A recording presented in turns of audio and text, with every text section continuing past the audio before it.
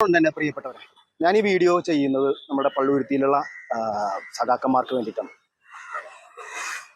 ഞാൻ 1 കിലോ അരി വാങ്ങിക്കുമ്പോഴത്തേക്കും 40, 45, 50 രൂപ ടാക്സ് അടക്കം കൊടുത്തിട്ടാണ് 1 കിലോ അരി വാങ്ങിക്കുന്നത്. അതേപോലെ തന്നെയാണ് നിങ്ങൾ ആ ടാക്സ് അടക്കമാണ് നിങ്ങൾ അരി വാങ്ങിക്കുന്നത്. 100 ഗ്രാം 200 ഗ്രാം 100 ഗ്രാം പരിപ്പോ പയറോ എന്തെങ്കിലും വാങ്ങിക്കുമ്പോൾ അതിന് വേണ്ടിയിട്ട് 25, 30 രൂപ കൊടുക്കുമ്പോൾ അതേപോലെ തന്നെയാണ് സഖാക്കന്മാർ വാങ്ങിക്കുന്നത്. നമ്മൾ മനുഷ്യരായി ചിന്തിച്ചുകൊണ്ടിട്ട് കാര്യങ്ങൾ വിലയിരുത്തുക. കഴിഞ്ഞ ആഴ്ചയിൽ, അതായത് നമ്മുടെ ഈ ഞാനിപ്പോൾ നിൽക്കുന്നത് MK അർജുൻ മാസ്റ്റർ ഗ്രൗണ്ടിലാണ്, ഓപ്പൺ എയർ ഗ്രൗണ്ടിലാണ്. തൊട്ടപ്പുറത്ത് തന്നെയാണ് EK നാരായണൻ സ്ക്വയർ. അത് ചെറിയൊരു ഓഡിറ്റോറിയത്തോടു കൂടി അതൊരു ഇതാണ്.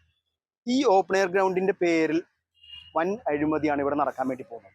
അതിന് കുടപിടിക്കാനായിട്ട് ഇവിടുത്തെ MLA ആയിട്ടുള്ള MLAയും അതേപോലെ തന്നെ കൊച്ചിയുടെ ബഹുമാനപ്പെട്ട മേയറും കൂടി ചേർന്നുകൊണ്ട് 3.75 കോടി രൂപയാണ് ഇതിനെ ഈ ഓപ്പൺ എയർ ഗ്രൗണ്ടിന് വേണ്ടിയിട്ട് ചെലവഴിക്കാൻ വേണ്ടി പോകുന്നതെന്ന് പറയുന്നത്. എന്നാൽ ഇപ്പോൾ പണി നടന്നുകൊണ്ടിരിക്കുന്നത്, അതായത് പണി നടക്കാൻ വേണ്ടി പോകുന്നത് EK നാരായണ സ്ക്വയറിലാണ്. എൻ്റെ പണി ഇപ്പോൾ നടന്നുകൊണ്ടിരിക്കുകയാണ്. അപ്പോൾ എന്തിൻ്റെ പേരിലാണ് ഈ അഴിമതി നടത്താൻ വേണ്ടി പോകുന്നത്? നിങ്ങൾ ഈ 3.75 കോടി രൂപ ഓപ്പൺ എയർ ഗ്രൗണ്ടിന് വേണ്ടിയിട്ടാണ് ചെലവഴിക്കുന്നതെന്നുണ്ടെങ്കിൽ അത് ഓപ്പൺ എയർ ഗ്രൗണ്ടിൽ തന്നെ ചെലവഴിക്കുക. അല്ലാതെ ഓപ്പൺ എയർ ഗ്രൗണ്ടിന്റെ പേരും പറഞ്ഞുകൊണ്ടിട്ട് EK നാരായണൻ സ്ക്വയറിലല്ല ചെലവാക്കേണ്ടത്. മനുഷ്യനായിട്ട് യുക്തിപൂർവം നമ്മുടെ പള്ളുരുത്തിയിലുള്ള ജനങ്ങൾ ഒന്ന് ചിന്തിക്കുക. ഞാനടക്കം നിങ്ങളടക്കം കൊടുക്കുന്ന നികുതി പണം ഉപയോഗിച്ചിട്ടാണ് ഓരോ ഗവൺമെന്റും ഓരോ വർക്കുകൾ ചെയ്യുന്നത്. നമ്മളുടെ നികുതി പണം, ഇവരുടെ വീട്ടിൽ നിന്ന് കൊണ്ടുവന്ന പൈസയൊന്നും അല്ലല്ലോ, നമ്മൾ കൊടുക്കുന്ന പൈസയിൽ നിന്നിട്ടാണ് ഇവരെ ഓരോ പണികളും വികസനവും ഇവിടെ കൊണ്ടുവരുന്നത്.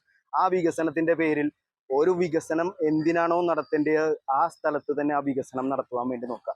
അതിന്റെ പേരിൽ ചെറിയ ഒരു 75 ലക്ഷം രൂപയോ 50 ലക്ഷം രൂപയുടെ പ്രൊജക്ട് കൊണ്ടുവന്നിട്ട് അത് 3.75 എന്ന് പറഞ്ഞുകൊണ്ടിട്ട് ജനങ്ങളെ പറ്റിക്കുന്ന ഈ പരിപാടി ഇവിടെ നടക്കില്ല.